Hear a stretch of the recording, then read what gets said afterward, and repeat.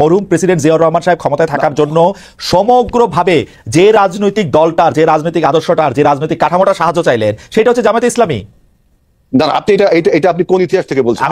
আপনি আমার চেয়ে ভালো জানেন 78 সালে আপনি ইতিহাস দেখেন। আমি বলছি জনাব গোলাম আযমের ফিরে আসা থেকে শুরু করে পুরোটা দেখেন। আপনি শুনেন, আমরা যখন বাংলাদেশে যখন আপনার একদলীয় শাসন ব্যবস্থার ভিতর ঢুকে গেল, তখন আমরা মাল্টি পার্টি ডেমোক্রেসি সৃষ্টি করলে অন্যান্যরা ধর্মভিত্তিক রাজনৈতিক দল, এমনকি বামপন্থী যে সমস্ত গোপন সংগঠন, তারাও রাজনীতি করার সুযোগ পেল। আর আমি যেটা বলছি যে ব্লেম গেমের কথা, যে আওয়ামী লীগ যে ব্লেমটা দিত যে অমুক রাজাকার, বিএনপি কে লক্ষ্য করে বলতো, অথচ আওয়ামী লীগ কিন্তু আপনার এদেশে মুক্তিযুদ্ধের সময় ভারতে পালিয়ে গেল, কলকাতায় পালিয়ে গেল, আরেকটি দল বিরোধিতা করলো এই স্বাধীনতা যুদ্ধে। এই দুটি দলেরই উদ্দেশ্য হলো আপনার যারা অস্ত্র হাতে যুদ্ধ করলো, যে দলের প্রতিষ্ঠাতা, তার নেতাকর্মীকে নিয়ে একটা ব্লেম গেমে চলে গেল। না, আপনি এটা হেলাল ভাই আপনি বললে হবে না। জিয়াউর রহমান সাহেব, গোলাম আযম সাহেবের কে দেশে ফিরিয়ে আনা, তাকে রাজনীতি করার সুযোগ দেওয়া, বাংলাদেশকে রাজনৈতিক আদর্শের ক্ষেত্রে জামায়াতে ইসলামী রাজনৈতিক আদর্শকে হায়ার করা, জনাব শাহজিজুর রহমানকে প্রধানমন্ত্রী করা। শাহজিজুর রহমান কিন্তু ভোটের মাধ্যমে, আপনি যদি ইতিহাসটা পড়েন, আপনার পার্লামেন্ট 79 এর পার্লামেন্টে যারা নির্বাচিত হয়েছিল তারা ভোটের মাধ্যমে শাহজিজকে প্রধানমন্ত্রী। ওই ভোটের কথা বলে না হেলাল ভাই, ওই ভোটের কথা না, কেন আপনার এটা তো ডেমোক্রেসি, আপনি ওই ভোটের কথা বলা না বলা একরকমই। পার্লামেন্টে যারা সদস্য ছিল তারা ভোটের মাধ্যমে শাহজিজকে প্রধানমন্ত্রী করেছিল। আমরা যদি মাল্টি পার্টি ডেমোক্রেসি না করতাম, তাহলে তো সেই একদলীয় শাসন ব্যবস্থা ছিল। এখন একদলীয় শাসন ব্যবস্থা থেকে এই সরকার আপনাকে জাতীয় সরকার, এই জাতীয় সরকার এখন আমি দেখেন, আমি দেখলাম যে নাহিদ ইসলামের একটা স্ট্যাটাসে দেখলাম যে সে বলছে তারা নাকি জাতীয় সরকারের আমন্ত্রণ জানিয়েছিল। আমার প্রথম বক্তব্য হলো, বিএনপি 2022 সালে যখন 31 দফা সংস্কার প্রস্তাব দেয়, তখন তারা বলেছিল, আমরা বলেছিলাম যে after the election we will make a national government. সুতরাং আপনি যদি প্রস্তাব দিয়ে থাকেন, তাহলে আমাদের কমিটমেন্ট, আমাদের রাজনৈতিক কর্মসূচিতে মিলছে না। আরেকটা কথা, নাহিদ ইসলাম বলছে যে সে তখন গণভবনে ছিল, আর আপনার মিটিং হয়েছে আপনার ক্যান্টনমেন্টে, তাহলে তিনি এই কথা জানেন কিভাবে? আমরা তো এই কথা শুনিনি কখন যে 5ই আগস্টে যে হেলাল ভাই মানুষের জানার নানা রকম সোর্স থাকতে পারে। আপনি আমাকে সোজা কথা বলেন, আপনারা যদি ইলেকশনের পরে জাতীয় সরকার করেন, ইলেকশনের আগে জাতীয় সরকার হইতে আপনাদের অসুবিধা কি? আপনারা কি জাতীয় সরকার হইলে আপনাদের সবসময় আপনাদেরই প্রধান থাকতে হইব? এইটাই আপনি একটা মিনিট সময় দেন। যদি ইলেকশনের আগে আপনি জাতীয় সরকার করেন, তাহলে ইলেকশনটা করবেন কি করে? শেখ হাসিনার মতো আমি আর দামি দিয়ে আমরা সবাই জাতীয় সরকার, তাহলে ইলেকশনটা হবে কি করে? সবাই মিলেই করবে। কিভাবে ইলেকশন? শেখ হাসিনা 24 সালের আমি আর দামির ওইরকম কেন হবে? মানে দলে থাকলেই তো দলে দলে প্রভাব আপনি বিস্তার করতে পারবেন না। ডক্টর ইউনূস থাকলো প্রধান, আপনি ইলেকশন করলেন। আমরা তিনজন ব্যক্তি আমরা যদি জাতীয় সরকার গঠন করি, আবার তিনজন নির্বাচনে অংশগ্রহণ করলাম, তাহলে আপনার নির্বাচনের কনফ্লিক্ট অফ ইন্টারেস্ট হচ্ছে এখানে। এটা হয় না, এটা তো পলিটিক্যালি রং। সারা পৃথিবীতে তো ক্ষমতায় থাইকে ইলেকশন করার অসুবিধা কি? না, আপনি সারা পৃথিবীর সাথে বাংলাদেশের উদাহরণ দিলে হবে না। কোন পৃথিবীর কোন দেশে জাতীয় সরকার করে আবার তারা নির্বাচনে অংশগ্রহণ করছে, সেখানে একটা স্ট্রং নির্বাচন কমিশন থাকে ভারতে। তাহলে আপনারা আচ্ছা বুঝতে পারছি, তাহলে আমার ভুল, আপনারা যদি ইলেকশনে অংশ নেবেন সেই জন্য আপনারা জাতীয় সরকার করলেন না, তাই কি?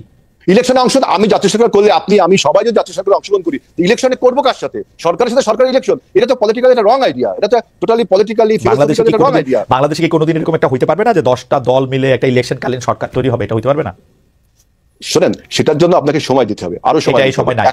এখন যে ট্রানজিশনাল পিরিয়ডে আমরা রয়েছি, একটা মানে যুগ সন্ধিক্ষণে আমরা রয়েছি, এখন আমাদের এই বিপ্লবকে, আমাদের আন্দোলনকে, আমাদের অভ্যুত্থানকে যদি সুসংহত করতে হয়, তাহলে অবশ্যই যে রাজনৈতিক শূন্যতা তৈরি হয়েছে, সেখানে একটি রাজনৈতিক সরকারের প্রয়োজন। এখন আপনি যদি জাতীয় সরকার গঠন করেন আগে, তাহলে হাসিনার সাথে আপনার পার্থক্য থাকলো কি? আর আমরা যেটা নির্বাচনে কমিটমেন্ট করেছি আন্দোলনের সময়, আমাদের সাথে যারা যুগপৎ আন্দোলন করে সবার সাথে আমাদের কমিটমেন্ট হয়েছে, তারা আমাদের সাথে কমিটমেন্ট করেছে যে after the election we will make a national government. আপনি এখন এই কথা বললে তো হবে না।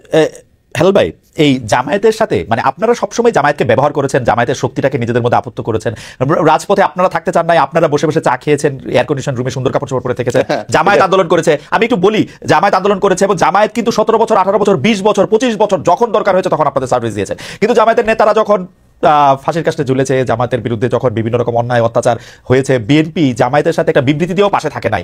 এখন বিএনপি কি এইটা কি মনে করে যে বিএনপি আসলে প্রথমে হলো আপনার বক্তব্য, প্রথমটাকে আমি ধরছি যে এটা ঠিক না, যে বিএনপি 17 বছর আন্দোলন সংগ্রাম, গুম খুনের শিকার সবচেয়ে বেশি হয়েছে, জামাতের কয়েক শীর্ষ নেতাদের ফাঁসি হয়েছে। আপনি একটা উদাহরণ দেখেন, 28 তারিখে যখন সর্বশেষ 28 অক্টোবর যখন আমাদের উপর যে ভীষণ ক্র্যাকডাউন হলো, আমাদের জনসমাবেশকে বন্ধ করে দিল, তখন কিন্তু জামাতে ইসলাম যুগপৎভাবে আমাদের সাথে ওইখানে একটা আন্দোলন করেছে।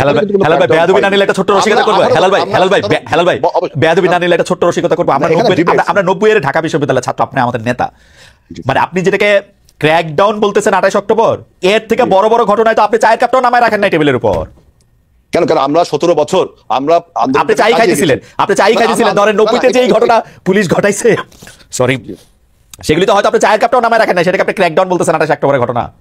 না, 28 অক্টোবর আমি বলছি যে আমাদের উপরে যে পরিমাণ ক্র্যাকডাউনটা হলো এবং তার আগেও আপনারা 17 বছর ব্যাপী এই সরকারের বিরুদ্ধে কখনো আমরা থেমে থাকিনি, অবিরাম ভাবে আমরা আন্দোলন সংগ্রাম চালিয়ে গেছি। আমাদের গুম খুন কত হয়েছে দেখেন। এই আপনার লাস্টে যে 34 দিনের যে আন্দোলন এই সরকার পতন হলো, সেখানেও আমাদের প্রায় 150 নেতাকর্মীকে হত্যা করা হয়েছে এবং এ পর্যন্ত আমাদের বিএনপির 29 লাখ নেতাকর্মীর নামে আপনার মিথ্যা মামলা দেওয়া হয়েছে। কত ইলিয়াস আলীর মতো একজন ছাত্র নেতাকে গুম করেছে, চৌধুরী আলমকে গুম করেছে, কত লোককে গুম করেছে, খুন করেছে।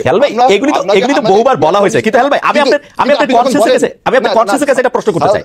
আমি আপনার কনসেন্সাসের কাছে আপনি বলেন যে চায়ের কাপ, আমরা যখন আমরা এসি রুমে ছিলাম তখন প্রতিবাদটা করি যে আমরা 17 বছর আন্দোলন সংগ্রাম করলাম, ঘর ছাড়া বাড়ি ছাড়া হলাম। আপনি যদি এখন এটা বলেন, আর আমাদের অন্যান্য রাজনৈতিক দল তারাও আমাদের সাথে যুগপৎ আন্দোলন করছে, আমি কাউকে খাটো করে বলছি না, আমি কাউকে খাটো করছি না, কিন্তু 17 বছরে আমাদের এই আত্মত্যাগকে, আমাদের দলের উপর যে পরিমাণ অত্যাচার করা হয়েছে, আমাদের দলকে ধ্বংস করবে আমাদের নেতা, আমাদের নেত্রী এবং খালেদা জিয়া, যিনি আপনার আজকে বাংলাদেশের ইউনিটির প্রতীক, তার বিরুদ্ধে 33টা মামলা দেওয়া হয়েছে আমাদের, এবং তাকে 7 বছর জেলে রাখা হয়েছে। আমাদের কে হয়েছে?